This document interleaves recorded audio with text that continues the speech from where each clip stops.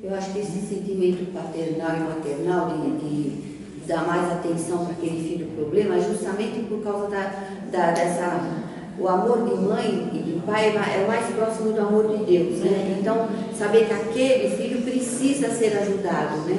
Como a história do filho pródigo, né? Quando ele voltou àquela baita festa e outro reclamou. Porque ele estava lá, ele não tinha feito nada de errado. O outro que precisava ser festejado porque ele retornou, né? O filho pródigo. É bem por aí. Filho pródigo. E o amor de mãe é realmente diferenciado. Sabe por quê?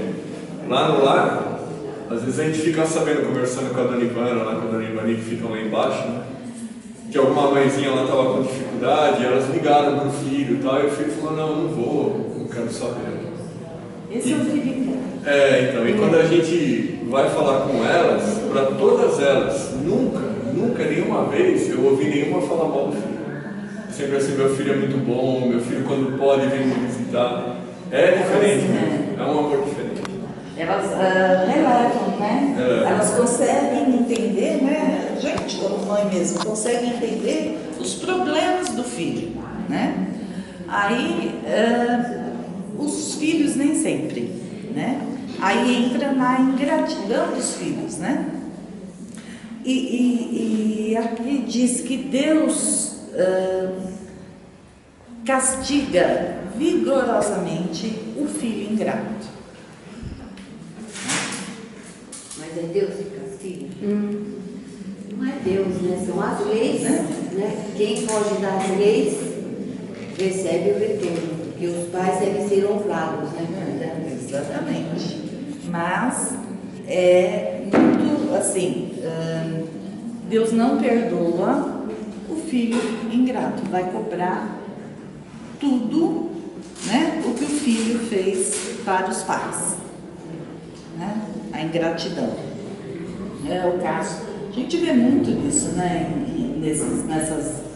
Nesses lares aí. Eu acho que não é nem não perdoa, né? Eu acho que não perdoa, assim. Eu acho que ele só deixa que o filho sinta a responsabilidade mais para frente de arcar com as consequências do que ele fez. Não, vai ter, exatamente. Ele, assim, pelo que eu entendi, ele não perdoa aquela atitude, entendeu? Ele vai cobrar isso em outras existências daquela pessoa, do ingrato, né? Não vai deixar passar batido, né? Então vai ter cobrança. Então o ingrato um dia vai sofrer muita ingratidão também, né? Vai ter que passar pela mesma situação para poder aprender, não é? Vou fazer uma pergunta. Todas essas situações são situações ideais em pais bacanas, em pais legais, que criaram seus filhos e que eventualmente aconteceu uma situação como essa que você colocou, um filho ingrato. E ao contrário, tem pais que simplesmente massacram os seus filhos. Eles não deixam eles crescerem, não deixam eles amadurecer. E qualquer iniciativa do filho de tentar ser uma pessoa vai ser massacrado e pisado por esse pai ou essa mãe. Quer dizer, são feras que simplesmente impedem que o filho se transforme numa pessoa. Então, como que é isso? Possessão. Será que é nem possessão? Possessivo. Tem pais que simplesmente, não sei o que é, se é nítido, é claro, é massacrante, não deixa o filho crescer. É uma enxurrada de críticas eternamente, que por melhor que o filho seja, ele sempre vai ser o pior. Quer dizer, isso é de uma falta de... A gente nem vai falar de amor, porque isso aí não existe amor, mas é uma situação impiedosa com aquela pessoa, de uma tal maneira que a pessoa é massacrada psicologicamente o tempo inteiro. Ela não consegue ser uma pessoa inteira. Você vê, a situação desse Tem que estar. espírito Como que que está é isso? passando por isso. A única salvação para esse filho é ele sair de perto do pai ou de uma mãe como essa. Ele nunca vai conseguir ser um ser humano inteiro. Sim. Ele Vai tem ter que se que afastar. coragem. Até para ele poder entender, ele tem que sair fora, para depois lá na frente tentar, e mesmo assim sempre de longe, porque sempre a proximidade vai ser aquelas proximidades destruidoras. É incrível isso. Assim, eu vejo assim. Conheço Nessa várias situação, tem mesmo. horrorosas, são horrorosas. Nessa situação, o que acontece? Esse espírito, de passar, assim, ter um pai e uma mãe dessa maneira. Talvez nem tão exageradamente, né? Que ele tem ali uma lição para aprender com esse pai e com essa mãe. Todos nós temos, tá? Ele vai ter que ser muito forte, isso que eu falo, tem espíritos que vêm dentro de famílias para se reconciliar com aquelas pessoas, e tem que ter uma fortaleza muito grande, porque não é fácil viver numa família dessa situações, eu começo a forma. pensar que existem duas formas de relacionamento. Existe aquelas onde você vai ter que aprender com aquela pessoa, quer dizer, você vai ter que saber, você vai pagar, você vai... Agora, tem outras que são lições, na verdade é o contrário, porque aquele espírito que é tão opressor em cima de um filho, ele vai ter que aprender de alguma maneira na vida, porque eu acho que isso é um troca. Você imagina, Às vezes esse pai, essa mãe que está É a situação inversa. o filho foi um espírito que conviveu com ele, que se destacou muito, que ele fez, ele quer humilhar porque ele se sentiu sempre por baixo. Se esse espírito, esse filho, ele é evoluído, mesmo com toda essa opressão, a hora que ele se libertar, por isso que a pessoa fica adulta, né? É o contrário. É o contrário, mas tem não é o muito filho isso. que tem que entender. Não, é o contrário. Na verdade, é o Mas pai aí- que vai ter que aprender. Ou a mãe, sei lá, é uma situação inversa. Inversa. Mas ainda assim, ele diz que não cabe ao filho, né, julgar esse pai e essa mãe das atitudes, da forma como ele trata. Mas acho que não é julgamento, porque eu acho que julgamento ele não pode ser em nenhuma instância. Ninguém pode julgar ninguém. Isso aí pressuposto, não se julga ninguém, nem nada de ninguém. Você não trocou de lugar com ele para saber o que ele fez, é certo e errado. Mas com certeza é uma ligação fortíssima, que isso vem de outras. Sem dúvida, mas aí você mas começa a assim, né? entender que é justamente O contrário. são os papéis trocados. São os papéis Sim, porque o trocados. espírito Os pais já nascem ingratos, a ingratidão do pai já é nata, quer dizer, você já nasceu sendo um problema. Eu tenho, numa palestra que eu assisti uma vez, nem sei se eu vou lembrar tudo direitinho, mas acho que cá mais ou menos assim. É uma história verídica, né? Que a pessoa foi no consultório do médico lá e relatou para ele que estava muito descontente, que estava se sentindo muito mal, que precisava de um tratamento e tal. E o médico então foi perguntando, mas por quê? O que você está sentindo? Como é que é? Né? Ele falava que não era nada físico, que era alguma coisa emocional. E aí o médico aos poucos foi fazendo ele se abrir, né? E aí ele foi relatando que ele era ele, embora tivesse 2 outros irmãos de um outro casamento, do pai com uma mulher lá, e que a mãe dele teve ele num caso com o pai, né?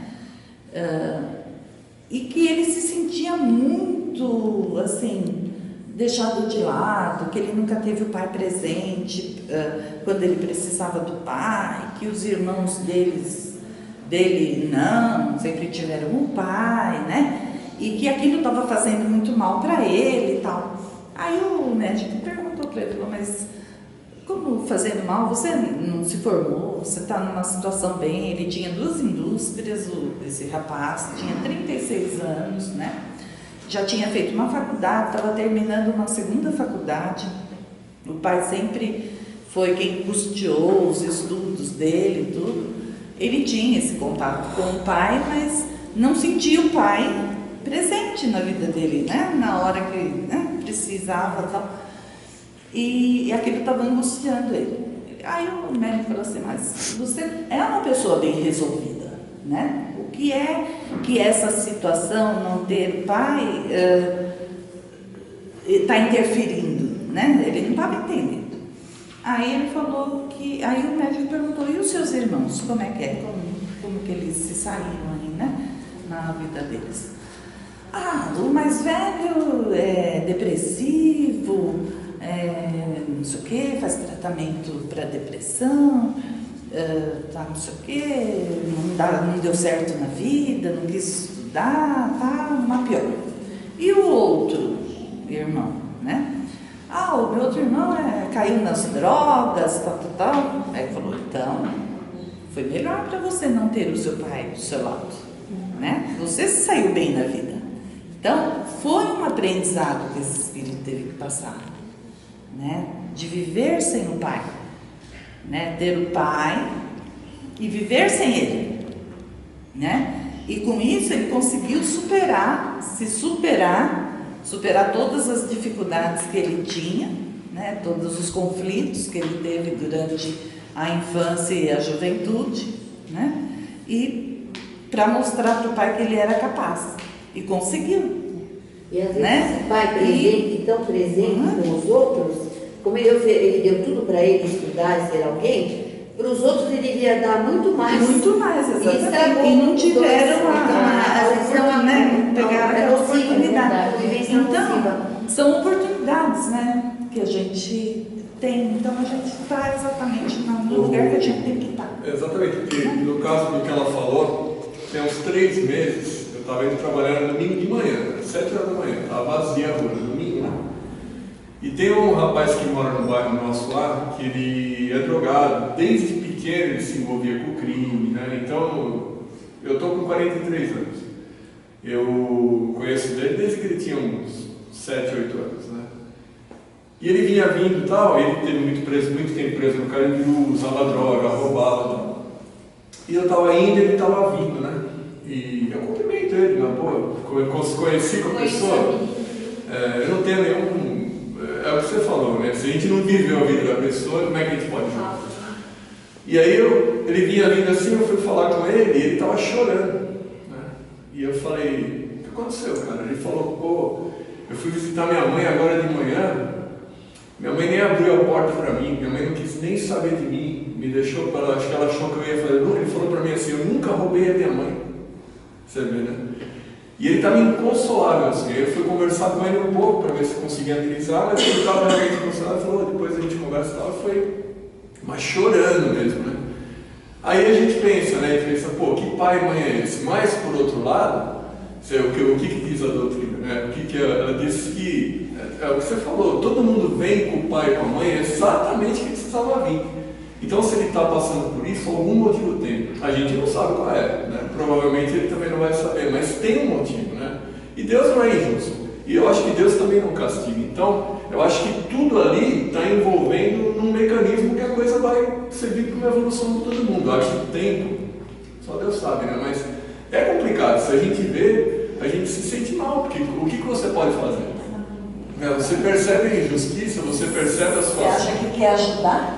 Né? Não adianta. E não adianta, não consegue. Percebe a situação, mas você vai falar que é difícil demais. E às vezes esse pai que caça tanto, que massacra o filho, fora de casa, nos outros relacionamentos, ele é uma pessoa normal. O problema é ali, naquela convivência. São resgates. A questão é resgate mesmo. É aquele vínculo muito forte, né?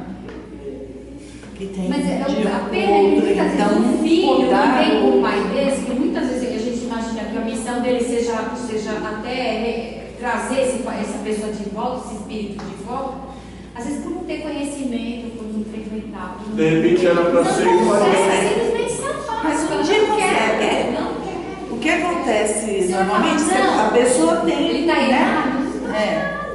Se ela conseguir enxergar isso e mudar essa situação, um dia, quando for maior, quando for, né, um homem e tal, consegue mudar essa situação, né? Porque nem tudo é para sempre, porque chega uma hora que todo mundo cansa. Você não vai ser massacrado o resto da sua vida. Você pode ser massacrado até um período X, não é? Dali para frente você não é. Você vai tomar uma atitude, né?